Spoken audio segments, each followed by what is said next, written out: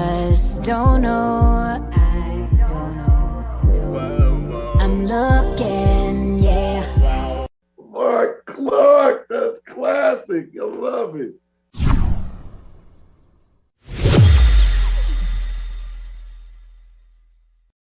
Oh, just because somebody don't retaliate don't mean they're whatever you said. They pussify. No, they don't. Yes, it is. They just don't want no. So if a man run up and hit a man and the other man don't hit him back, that means he's. Hell yeah. Why is fight back? Okay, how come he just Fuck say that thing about Martin Luther King? No.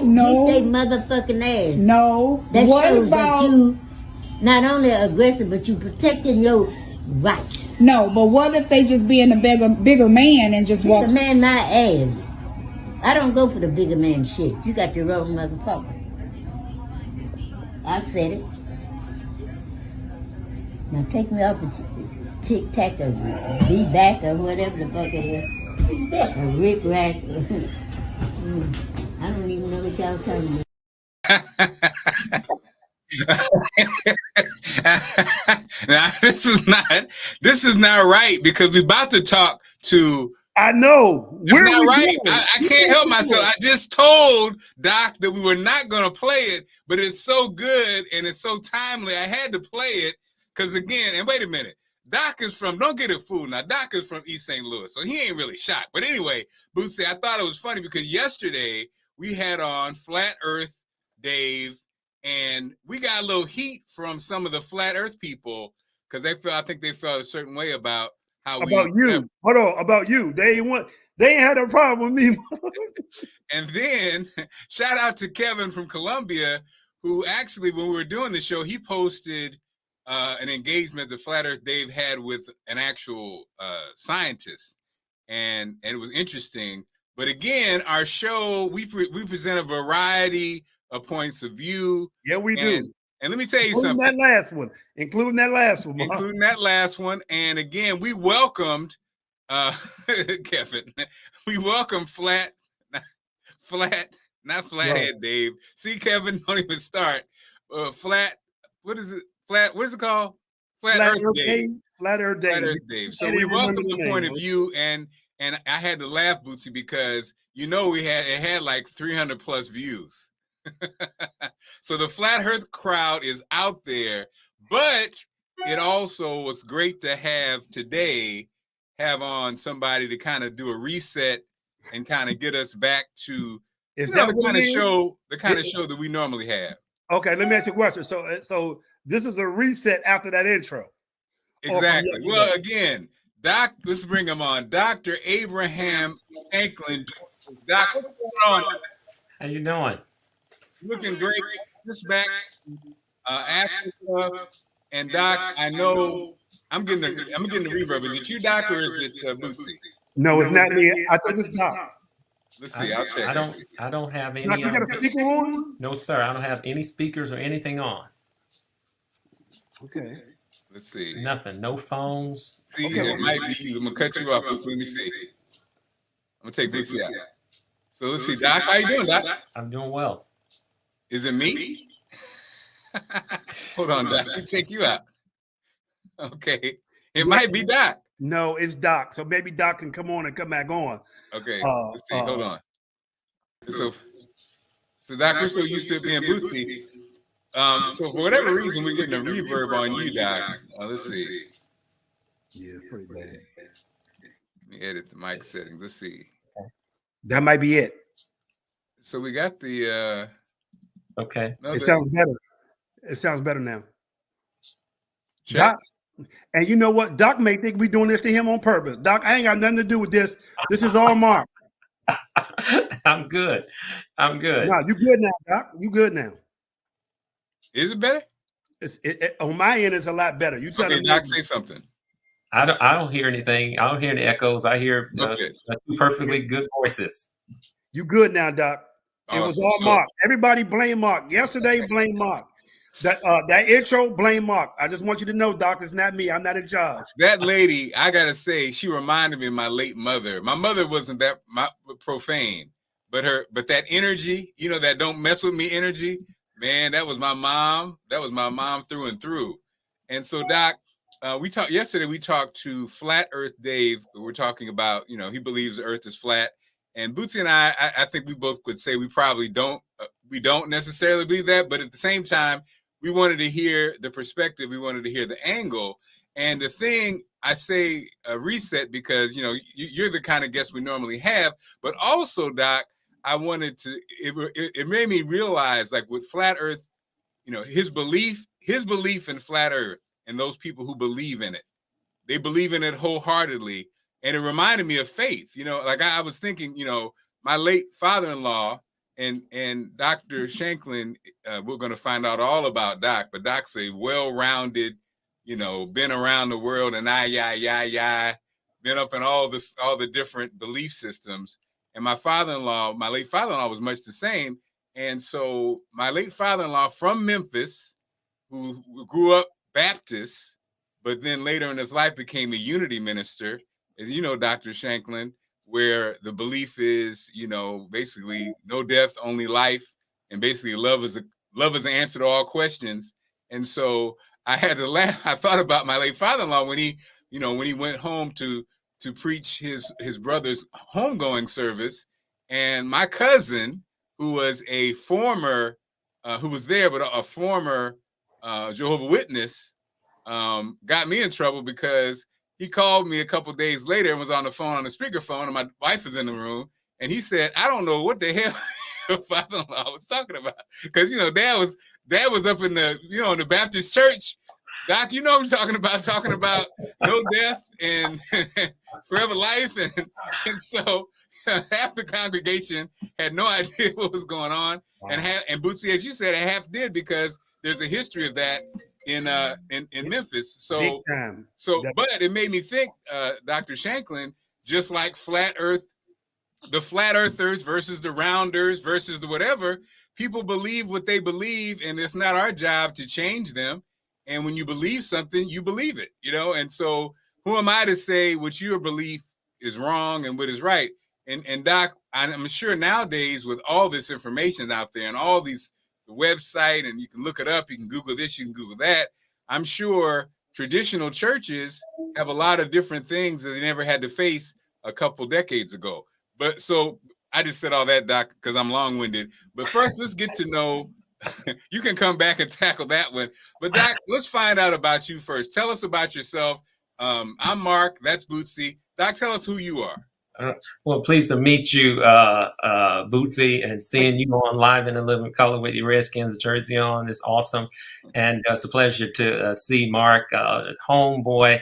I'm Abraham Shanklin Jr. I'm born and raised in East St. Louis, Illinois, 8 hours south of Chicago, 30 minutes east of St. Louis, Missouri. And oftentimes when I say I'm from East St. Louis, people really think, oh, you're from Missouri. No, they just ran out of names and just decided to give the city East St. Louis. Okay, hold on. I never knew that. So thank you for clearing it. I never knew that. Yeah, so I guess they just ran out of names and said, you know what, you're east of St. Louis, Missouri, so we're going to name you East St. Louis, but by the way, we're on the Illinois side of the line. Wow. And I currently live in Maryland, and I arrived in Maryland almost 36 years ago because I was in the United States Air Force. And so in the United States Air Force, I'm an Air Force veteran, proud to have served, and give a shout out to all of the men and women who currently wear the uniform protecting our liberties across this great nation and this globe of ours. And so I'm so excited about being on your show this morning. I have been in the pastoral ministry for over 28 years. I'm a clinical Christian counselor. So I see a lot of clients helping to deal with mental illness, mental health, and those challenges related to that. And very passionate about that. I am the husband of one wife, Ingrid Shanklin, and I have 4 children, 3 sons and 1 girl, and they're all adults. And so my wife and I are empty nesters, and I'm very proud of that. So, but I'm very passionate about people. That's who I am. Very, very passionate about people. And so, Doc, as we were saying, Doc, are you related to Greg Shanklin, by the way? I'm just thinking about that. I probably, I mean, Shanklin is such a rare last name. Any Shanklin you can think of, there probably is a connection somewhere. I swear to God, I was about to ask him the same thing. I work for the DC Department of Recreation. We had a director named Dr. Shanklin, and I'm sitting there thinking like, oh, wow. And you definitely have her vibe. So Doc, again, so that, you know, flat earth, round earth, Jehovah's Witness, Christian, atheist, you know, Muslim. So our belief systems, right? What I discovered as a young man was my mother was the daughter of a father who was the son of a preacher and an intellectual. So he had his take on religion, and her mother was a Jehovah's Witness. So she let me decide you know, my path. And so I was a kid who was, I guess I attended the Grace Methodist Church coming up with my uncle, my Aunt Mary, who was, you know, my great aunt, in her 70s and 80s. So I actually had a chance to go through life and actually ask you know, in search of, asking people, you know, hey, so when you okay, what does it mean when the difference between the Baptist and the Methodist? And what I discovered was people have no idea. People were like, well, the Baptist is loud. So you have tambourine and bass. And then my other friend, who was a holy roller, he'd be like, do you have your steps? I was like, what are you talking about? He said, how do you get your steps? So he showed me how he got his steps, church. So I would ask people, and nobody could ever really give me real answers. I realized people were what their parents were, basically. And they just kind of landed in that box. And then now, my investigation did show me a couple things. I say the Jehovah's Witness gets the title for the Bible, the swiftness with the Bible. That's one thing about Jehovah's Witness. If you go to the Kingdom Hall, people be nice with their Bibles. They can go to Matthew 6:4, go to Revelations. You know, they'll move it. You know, they had that down. And then that was pretty much what I deduced. That most people don't really even have a philosophy where they even got to where they are until they're older. And right. So, Dr. Shanklin, what's your take on that? And what does it mean now where we have all this information? I think our generation, and we're all gentlemen around the same age, we're probably older than Bootsy, but most Black folks came up in a church, in somebody's church. Even our criminals came up in somebody's church. So we had a basis. Back in our generation, most Black, and we probably been the last generation where, you went to church if you wanted to or not, and Big Mama pretty much, you know, even the criminals knew good from bad, and they were taught da-da-da. I think now there's generations, Dr. Shanklin, that don't have that base anymore. So that's kind of scary, but at the same time, it probably opens up other boxes too. So what is what does that put us? Where's our church right now? Where's the status of the church right now in the Black community compared to where it was? That's a great question, and excited that you're having a conversation surrounding this. I think that as you laid it out, what we're seeing is a great transitional shift from generational church to personalization church. That's the transition that's happening. So generational church, as you stated earlier, is I picked up on what my mother did, what church she went to. So if my grandmother was Baptist, I was Baptist. If my grandfather was Methodist, I was Methodist. That's generational. It was handed down over time. In fact, you were required. You know, those of us who were raised by the big mamas of that era, you know, when you went to visit with her, you were going to church. You were in church, and it was whatever church she had connected with in the local community. But fast forward to this postmodern time, we are what I call personalization church. So basically, all the things that you said, whether you're a flat earth believer, whether you're a Methodist, a Mennonite, whether you're a Baptist, and by the way, there are over 200 Baptist denominations in the world, whether you are a Free Will Baptist, Independent Baptist, Fundamental Baptist, whether you are Progressive Baptist, whether you are Up and Down Methodist, AME, African Methodist Episcopal, whether you're a Lutheran, whether you're a Free Lutheran, whatever it is, it's now more personalized. People personalize their faith. So that's a lot of internal judgments, internal assessments. So that's what it literally comes down to. If somebody's a free earth, that's an internal thing. If somebody decides, hey, I believe the world is square, that's a personal thing. So there's more of a personalization, and what we're finding in this era is more of an eclectic flow of faith. That is, people are picking and choosing like a menu, a la carte. So I'll take some of Baptist, I'll take some of Methodist, I'll experience some of Lutheran, sort of put it all together, and I have a mishmash of my religious experience. And that's literally shifting and shaping the culture of the church today. Is that a good thing or a bad thing in your opinion, Doc? That's not a good thing. Literally, it's not a good thing. But I believe that we are here simply because the faith of our grandparents is not consistent with the challenges we're facing today. So it's not a good thing because literally people don't have some kind of anchor to navigate the challenges that they're experiencing. In other words, we took them to Sunday school, but the Sunday school story don't match my adult issues. And so that's what's happening is they're throwing the cloak off of that generational. They're mixing into this clique because they're trying to find a root. They're trying to find some kind of connection. So it's not a good thing at all. And this is exactly where we are today. So that's a great question, Boots. I have a friend who, and it made me think about it, Doc, as far as your religion or whatever you call it, it's a tool you use to manage your life. Sure. Right.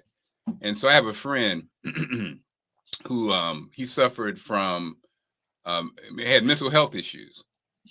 But what he had was a strong relationship with his belief system, with his God, right?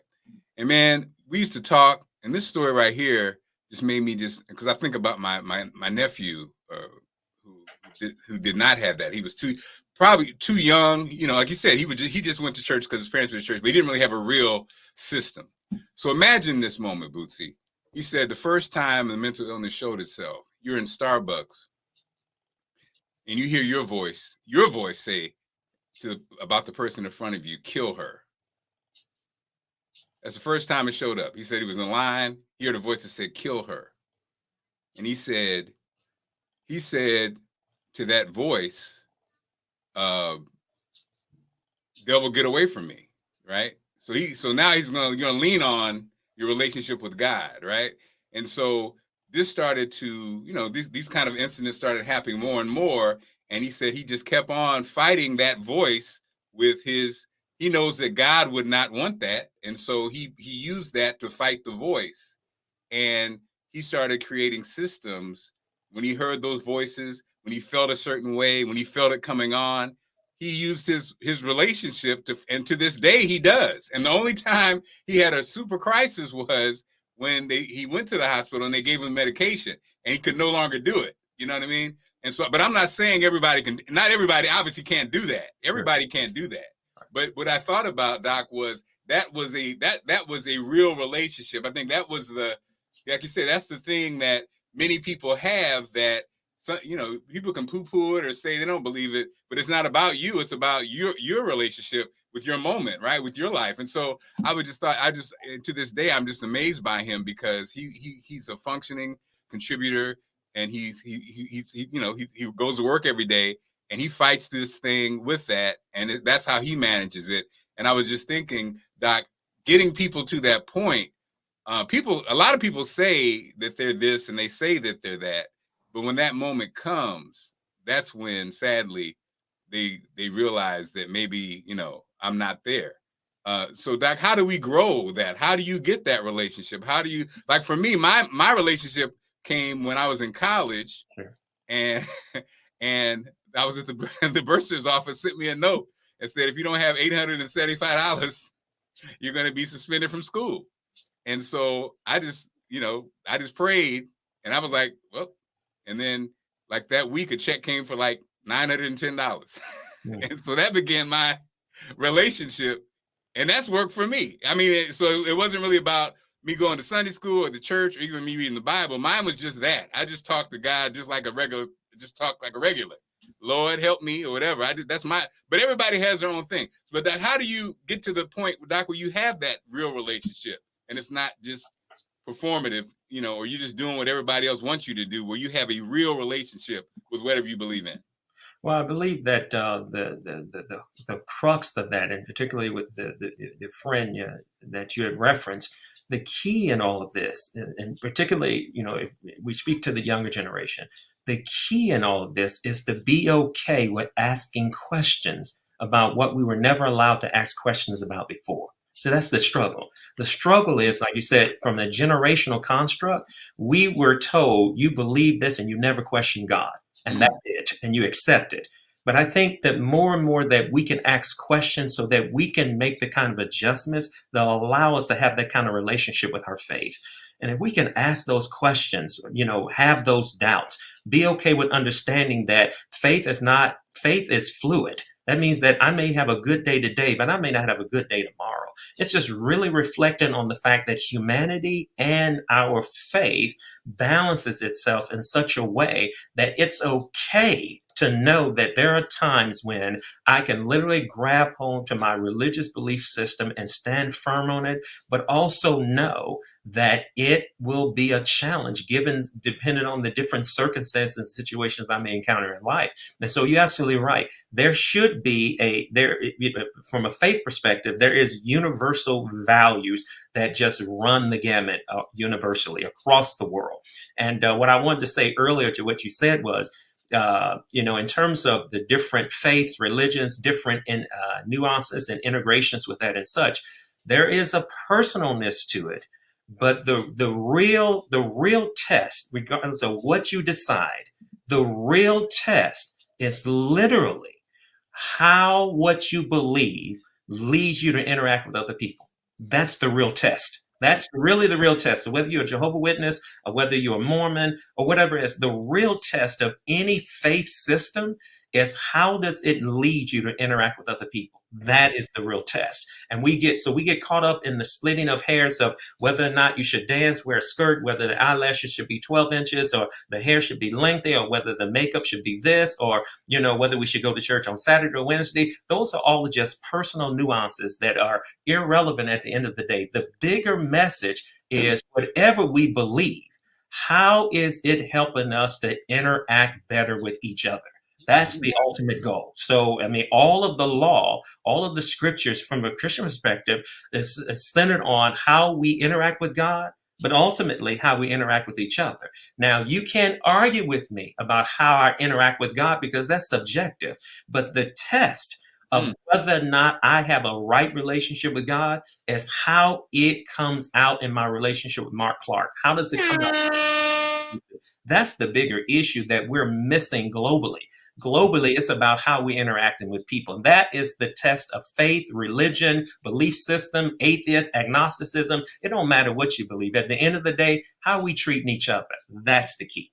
And that's been my Lord, you putting it down, Doc, because that has been, again, as somebody, just an observer, that was my thing. If people be talking, but what do those actions look like? What does your energy look like? Are you the most dour, negative, judgmental person? Are you, like you say, your actions, your energy, you can see it. You can see how people carry themselves. That kind of like holier than thou judgment, especially nowadays. Nobody has time for that.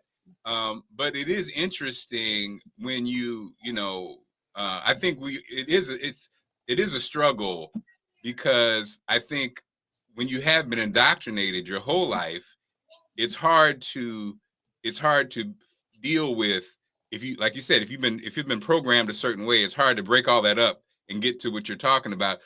So back to my father-in-law again, who had a Unity Church, and I used to tell Dad, the funny thing about it is a big part of the Unity Church is a lot of the things you attract to yourself. Yeah. And I would and he was not, one of our conversations I had with him was, if you say you ain't nothing but a sinner, and you say, and you put that on somebody's back, and they're not successful, or they're not this or that, they'll just say, well, ain't nothing but a sinner, but I ain't nothing but a sinner, so I'm not having any success in life.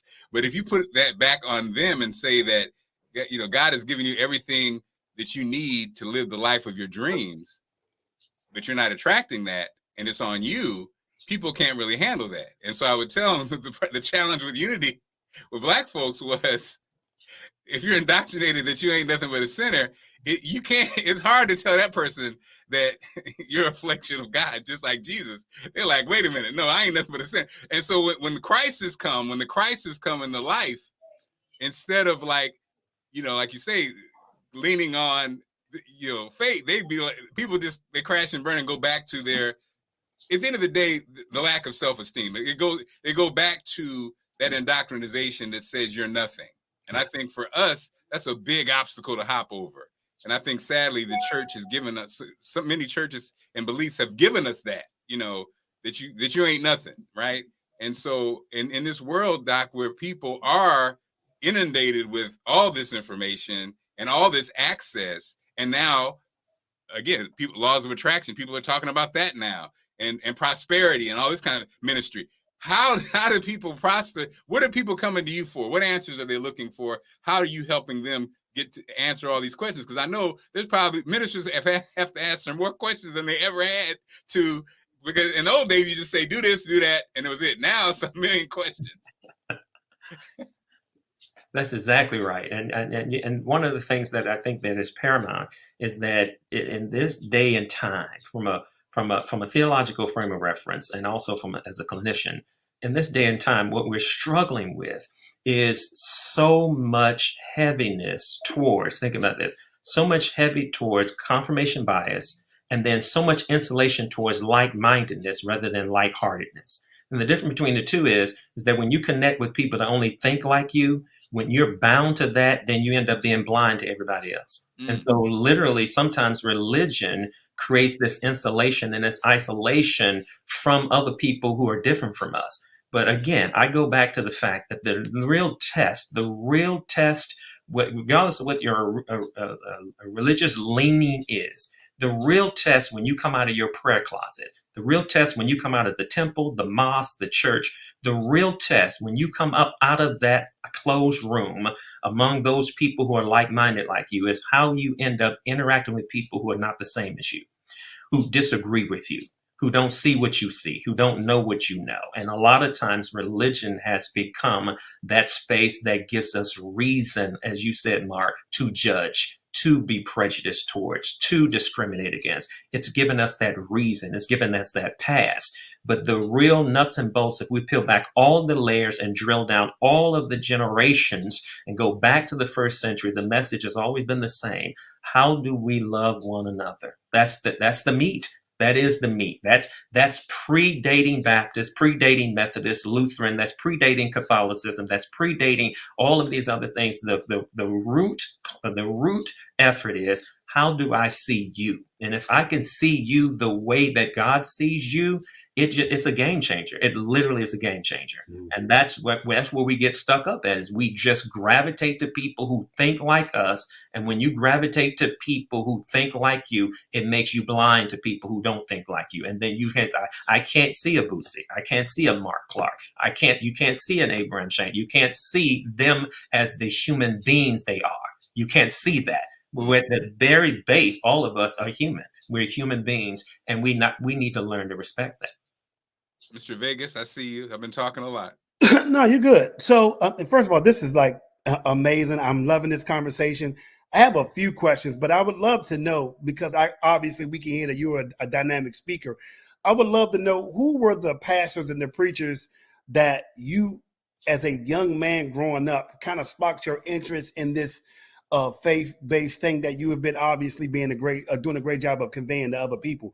Who were the people you listened to? Because, I tell everybody, for me, Reverend Ike to this day is still one of the most dynamic speakers that I'd ever seen, or whatever. But I would love to know, when you started in this, who were the people you listened to that inspired you?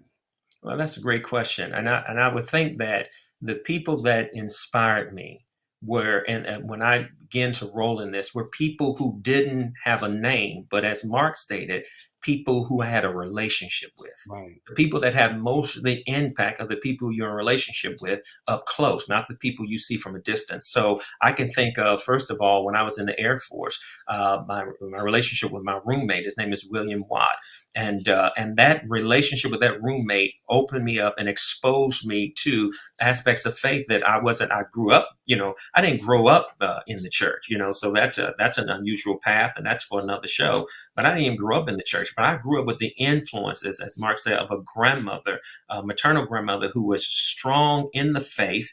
My grandmother received a plaque, Bootsy. She received a plaque for 30 years of consistent service, never missing a Sunday, teaching 3 generations of Sunday school kids.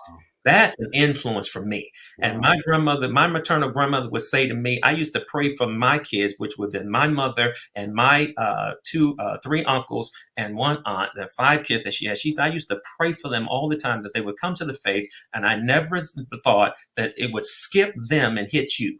And so it hit me, and then I looked back, and then I ministered to them. And so my maternal grandmother, my maternal grandfather, who was a quiet presence, faithful in the church, was sung on the choir, was an usher, just quiet, and he would make his fried bologna sandwiches and watch his wrestling on Saturday night. But he'd get up Sunday morning, Boots, and he would still have that word in front of him. So my maternal grandparents had a major influence. William Watt had an influence.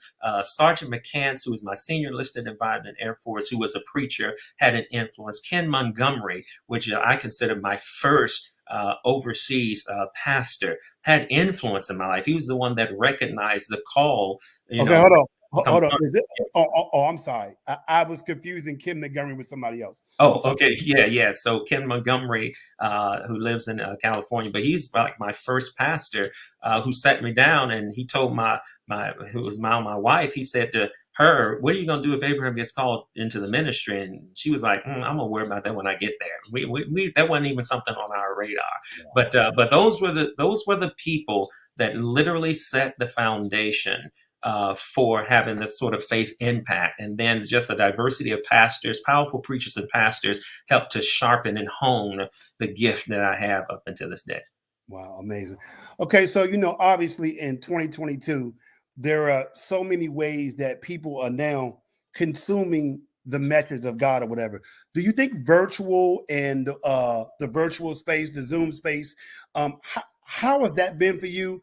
And can you give me what you think the pluses and the minuses of that is? That's an excellent question, and I think thank you, Dr. Shanklin. every time, Bootsy, every show, somebody says that's a great question. So, Doc, you kept the streak going. Kept the streak going. That's a great question. So, in terms of what has happened and what the pandemic has produced, I was on another radio show, and I reminded people that the church has the incredible power of pivot. It knows how to pivot in a crisis. That's why it survived for over 2,000 years, because it knows how to pivot. It knows how to shift and shape and adapt to the climate, to the issues, to the struggles, to the famines, to the distresses. It always does that.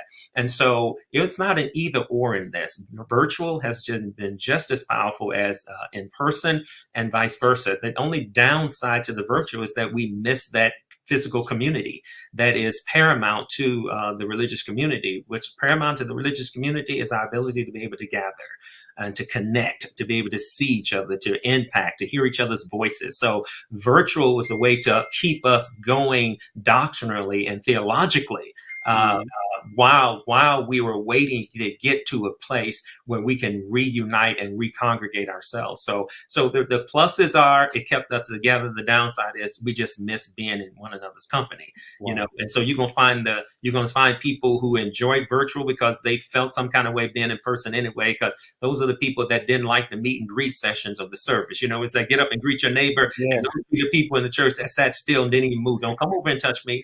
Don't bother me. Don't even look in my direction. So those are the people who benefit by Zoom. But those who just love being in each other's person, those are the ones who starve the most. And so it's up and down. But I will say for me, personally, it has benefited us in that we have been able to enlarge our ability to reach people around the world. So our broadcast gets seen in Costa Rica, it gets seen in West Africa, it gets seen in East Africa, it gets seen in Brazil, Central America. So we draw people from all over the globe because of the pandemic. So we're enjoying those kind of interactions that we never experienced before. Okay, so Doc, I got 2 tough questions I'm going to ask, Yes. and let me say this, Doc, before I even ask this.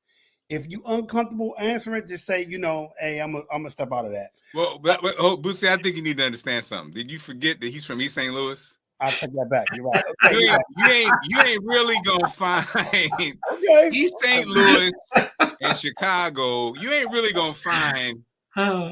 You can. He's singing it all. Okay, no problem. Well, there's 2. As somebody like me, I'm super spiritual, I would consider myself religious. I come from a family of it. My sister and her husband has a successful legendary church in this area that I don't tell nobody that she's my sister. So I've been doing a good job of that. But I would like to ask you two questions. So, even in 2022, we can still say probably one of the greatest political leaders we ever had in the history of probably for Black people is Dr. Martin Luther King Jr. I would love to know your philosophy on, do you think is there a fine line? And what are your thoughts on people who come from the church sector into political sector? Because even when you look down in Georgia right now, there's a senator whose family has a historical thing. I would love to know the number one question that everybody asks, church and state, and the role that you think it has in the African-American community in 2022. Yeah. I'll say this, I'll just tweak just a little bit of what you said about that question.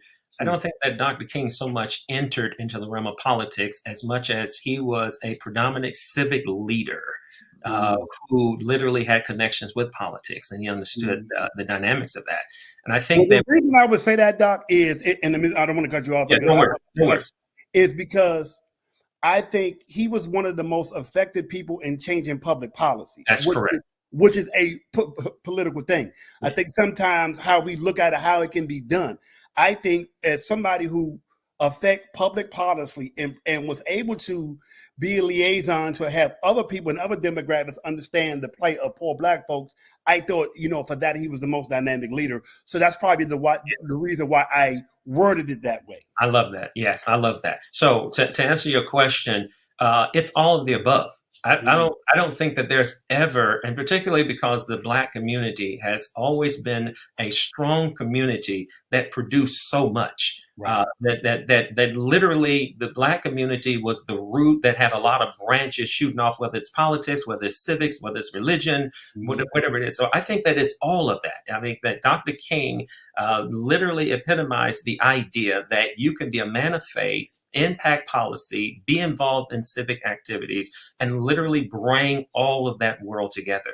So I don't think that it's ever about a choice. I literally think that God has each of us designed to serve in specific roles. He don't need everybody in a pulpit. He don't need everybody in a robe. He needs somebody in a judge's robe. He needs somebody in a political office. So we need mayors and governors and senators and congress people. We need that. We need so I think that that's just most important. I mean, and from a biblical frame of reference, when you go through the Bible, not every key and major character that we embrace and that we love were preachers. David was a king, right? Joseph wasn't a preacher. Joseph was second in command of Egypt. He ran that. So the different Nehemiah wasn't a religious leader. He was an elder statesman, And so I think that what's important is that literally we need influence in every sector of life, whether from education to politics, from religion all the way around. We literally need that. And so the separation of church and state, according to the Constitution, was really related to the fact that the state had no power to mandate religion that everybody must follow. Right. So that's just literally what that's all about. And that's the sweet short answer of it. But at the end of the day, we should be able to have the kind of impact that brings influence, that makes us a better community as a people. And we have a right to be in those sectors that help influence that. So to me, it's all of the above. It's never either or. So Dr. Shanklin, because you're from East St. Louis, and we can keep it all the way real, and we don't have 1 million people watching. You get to a certain age, and we're gonna also, Dr. Shanklin just got back from Africa. So you get to a certain age, right? Our age, right? And you kind of see how this whole thing works, right? And so we make a decision not to necessarily go there most of the time, period. And I heard the other day, I was listening to Al Sharpton's show, and Al Sharpton really is brilliant. You forget how brilliant Al Sharpton is from a standpoint of talk about the person who knows how the machine works and who looked behind the curtain. Okay. Al Sharpton knows how all of it works, and he only shares very little of it for real. In my opinion, I'll say it that way because I don't get in trouble. But so when you talk about, like you said, Doc, we were talking about like morality, the church.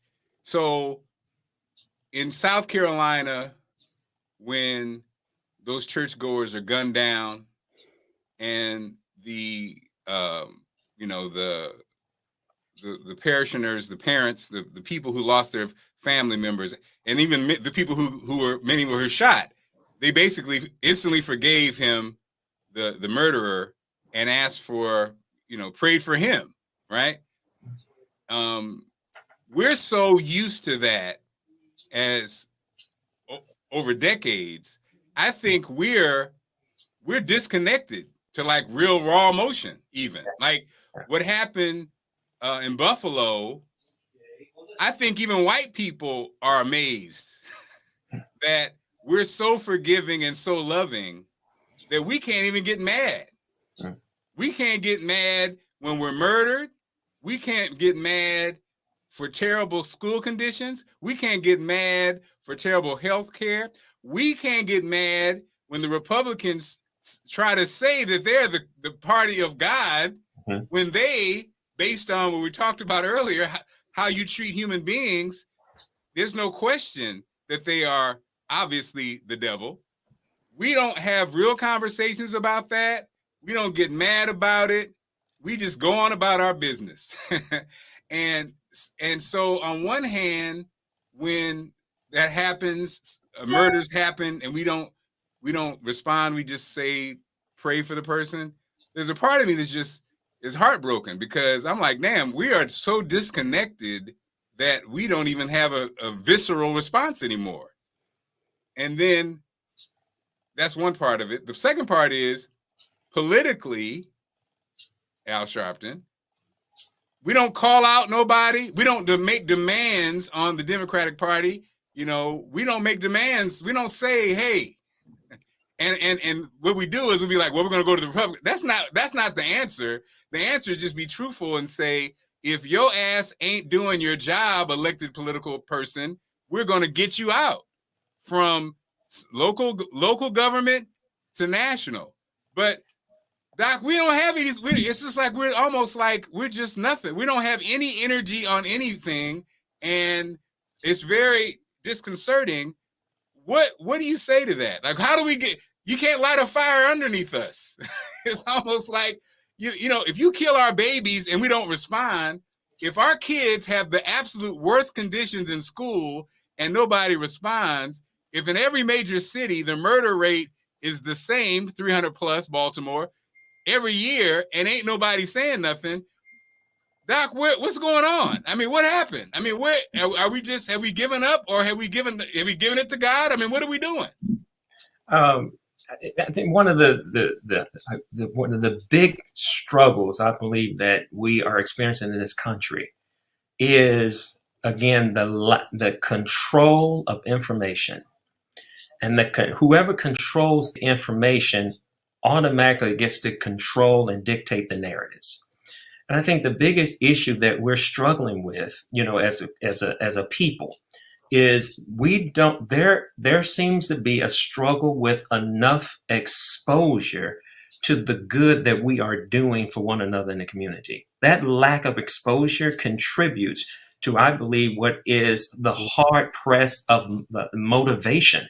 Because if the media is constantly portraying how we're divisive, constantly portraying how we're coming after each other, constantly displaying how we don't seem to be together, how we don't seem to be organized, how we don't seem to be able to be in a room and can reach consensus and such.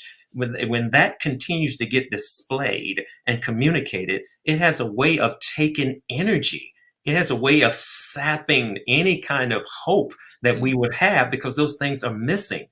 So literally, you're right. So most of our focus is external, but there has to be a way that we can triple, we can quadruple any effort to shine a light on the reality of how we are a together people, how we can come together, how we can, literally not be a crab in the barrel mentality, that we can really do things with such collective energy, such synergy, but be truly philanthropic in our attitude towards each other, being benevolent, being charitable.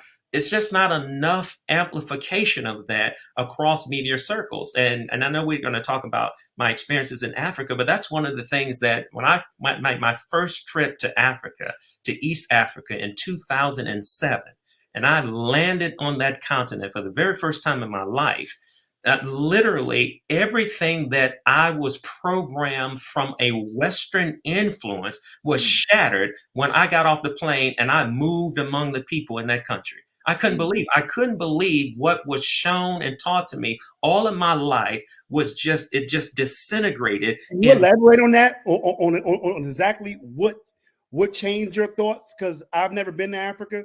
Can you elaborate on what it was you saw that changed your thoughts? The interaction with the people. I mean, we were always, portrayed that they're uncivilized. They're not passionate. They're aggressive. They're not organized. They're not thinkers. They're not any of that. And you get over there and you find everything contrary to that. And so now you just realize that the media portrayed and sort of controlled this narrative. It's what revisionists do. They try to rewrite the history of things so that we literally don't get an opportunity to see the truth.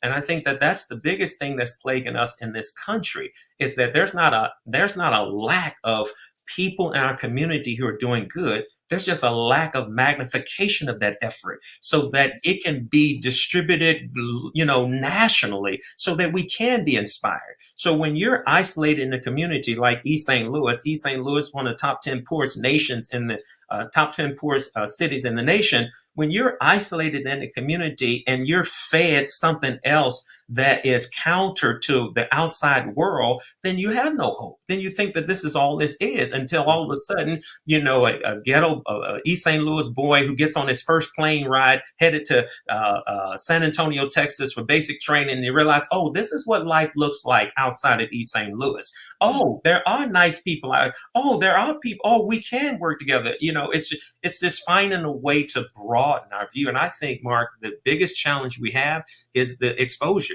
We don't have enough exposure, and social media doesn't support it, because social media is about self. So it's self-absorption. So literally what we're putting on display on social media is about me.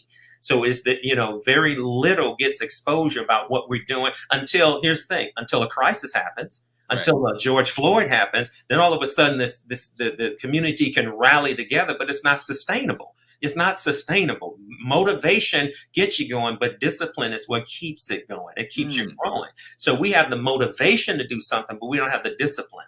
And the lack of discipline is the reason why we always end up resetting back where we are, because there's no discipline to keep the press going. Because after all, it's about money at the end of the day. I can't make a whole lot of money continue to talk about what Bootsy is doing. I can't make a lot of money talking about the good that Marc Clarke is doing. I make money, through sensationalism and things like that. So I think that the biggest issue is exposure. we got to be more adamant about exposing the good that our community is doing and say it loud continually so that it reaches all the way down to that little boy in a Title I school who doesn't think.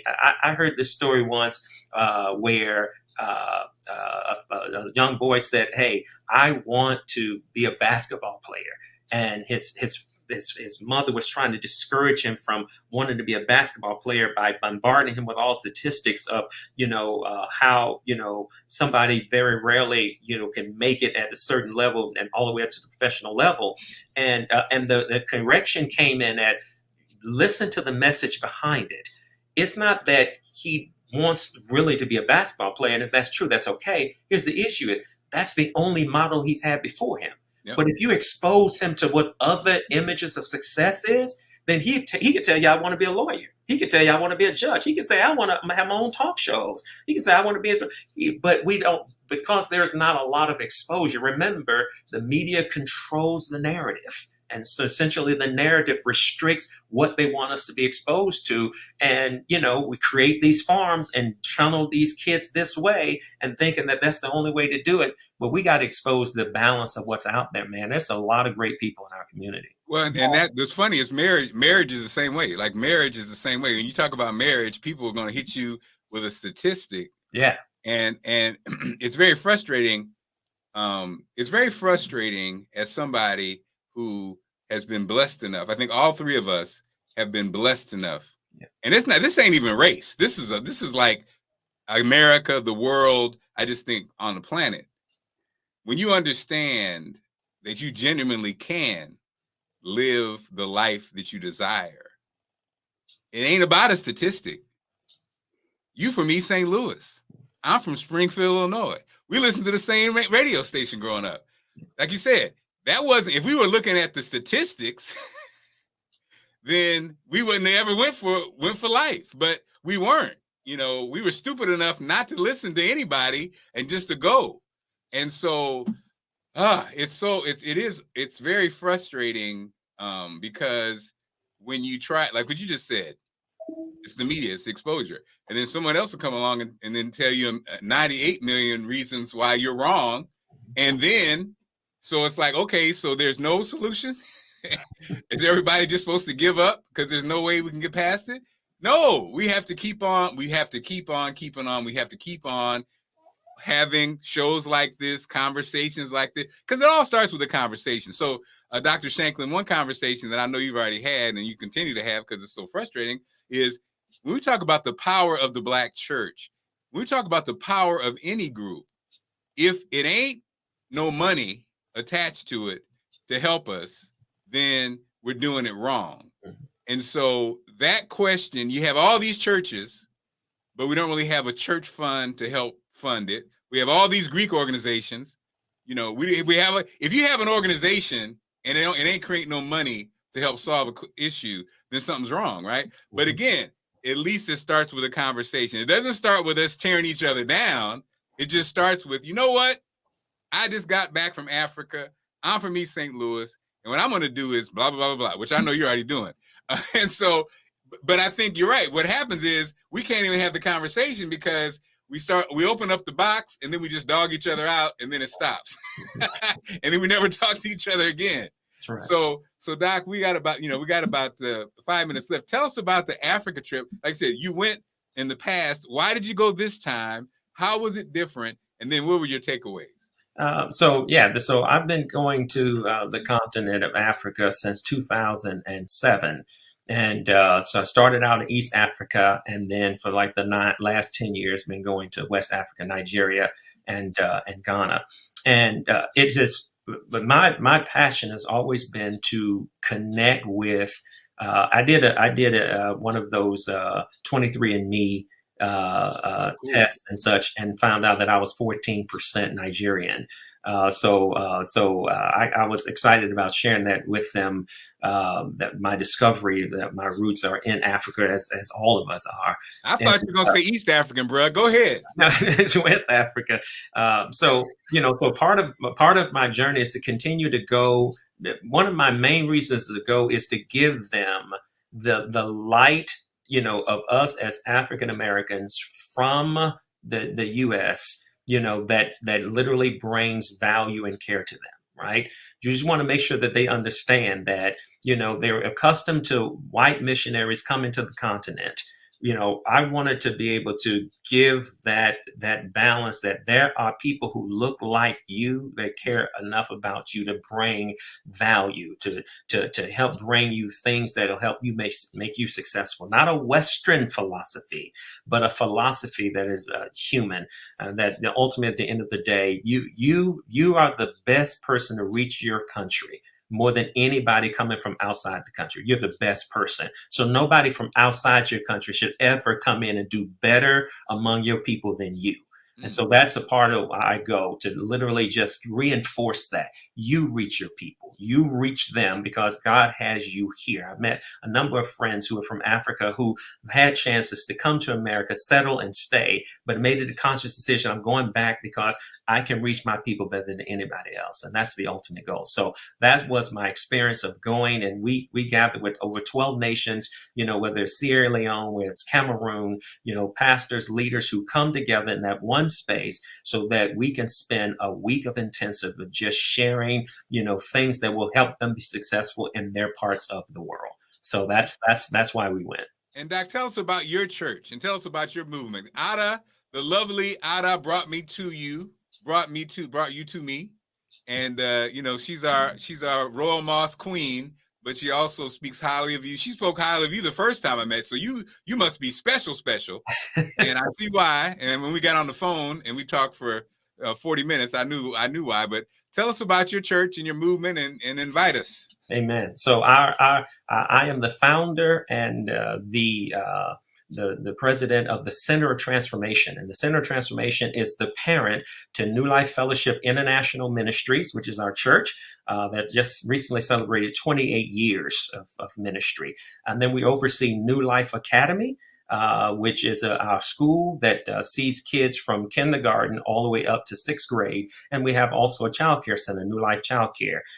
So we see anytime over a week, well over 100 kids who come in to our program, and we have the impact. The Center of Transformation also oversees New Momentum Health and Wellness, which is our counseling services. So we provide mental health services and mental health support for people with various backgrounds. And then we also oversee New Image Development Corporation, which is our boots on the ground, by the way, which is overseen by Ada's husband, Brandon.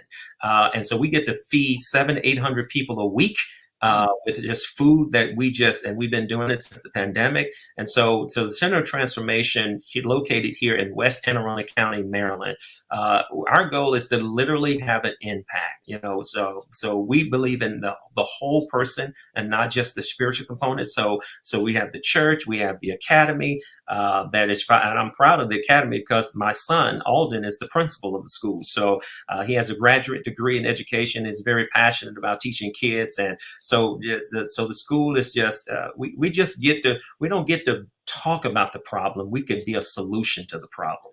And so that's what the Center of Transformation does. It literally provides these elements to help impact our community here in a great way. And great shout out to Ada and the Moss Queen. I was mossed up before I got on this morning, so that's why I got all this energy. So Ada, Skylar has eaten all my moss, Ada. So I didn't even get a chance to do a commercial for you this week. My daughter done got into the moss now, so we got that problem. Bootsy, you want to wrap up? Any parting shots for our doctor? No, thank you. This was really amazing. I enjoyed the conversation. Maybe you can come back because I got about 20 questions more I want to ask. But this was amazing and inspiring. I love the engaging, insightful conversation that you gave us spiritually. I loved it and I enjoyed it. And I may have to come see you soon, my brother. Bless you, brother. Bless you. And Doc, I must say, and again, when I first met Ada and she told me about you, I was like, brother gonna be churchy. Think he's gonna be churchy, Boots. You know the type. I was like, oh, it's gonna be one of those kind of brothers with like a big hat and like a hat with like a thing on top and then something coming out this side. I was like, but Bootsy, when we got on the phone and he said East St. Boogie, I was like, oh, okay. Well, he good. Then I know you. I've had shrimp in the same place that you know. But Doc, I just want to say, man, you obviously are a great leader, and you are doing that thing that I was asking about. You're doing it and have been doing. You have been doing it, and thank God for you, because again, that's the answer. I mean, a lot of people are in the same space, but they are not doing what you're doing. So thank you for what you're doing. Me and Bootsy look forward to broadcasting from the center soon. And again, I see you guys. I see Alden is on here, out of your cruise here. Your people are rolling deep. I appreciate that. And Doc, also, if you ever need a youth broadcast journalism teacher sometime, hit me up. You know, that's what I do for a living. You know, I teach communications and broadcast journalism to youth, you know what I mean? And, you know, maybe we could collab on that, because, you know, it sounds amazing what you're doing. And I love the do for self type of mentality that you have as well. Hey, consider it done, my friend. Consider it done. I love it. All right, y'all. Be good. Well, tomorrow it is. Have a good one, Doc. Take care.